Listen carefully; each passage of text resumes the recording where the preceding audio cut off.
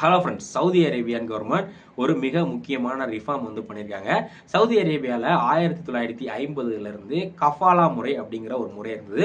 இது என்ன அப்படின்னா, இந்தியா இந்த மாதிரி நாடுகள்ல இருந்து சவுதி அரேபியாவுக்கு நிறைய பேர் வேலைக்கு போறாங்க இல்லையா, அங்கே போய் ஒட்டகம் மேய்க்கிறதுக்கு, கட்டட வேலையை பார்க்கறதுக்கு, துப்புரவு தொழிலாளர் வேலைக்கு போறாங்கல்ல, இவங்களுடைய ஃபுல் கண்ட்ரோலும் யார்கிட்ட இருக்கும் அப்படின்னா, அந்த எம்ப்ளாயர் யார் இவங்களுக்கு வேலை கொடுக்குறாங்களோ அவங்களுடைய கண்ட்ரோலில் தான் இருக்கும். அவங்களுக்கு பேர் ஸ்பான்சர் இல்லை கஃபீல் அப்படிங்கிற மாதிரி சவுதியில் சொல்லுவாங்க.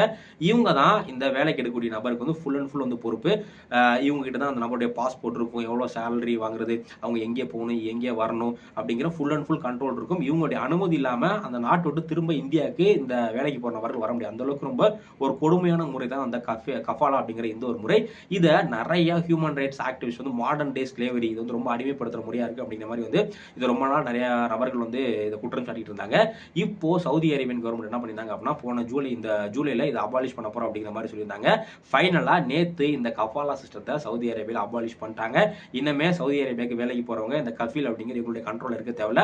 அவங்க மித்த நாடுகள் மாதிரி ஃப்ரீயா அவங்க எங்க வேணாலும் வேலை பார்க்கலாம், பிடிக்கலன்னா வரலாம். இந்த மாதிரி ஃபுல் அண்ட் ஃபுல் ஃப்ரீடம் கிடைக்குது. இது ரொம்ப மிக முக்கியமான விஷயம் பார்க்கப்படுது. இதனால இந்தியாவில இருந்து கிட்டத்தட்ட 2.5 மில்லியன் மக்கள் சவுதி அரேபியாவில் வேலை பார்க்குறாங்க.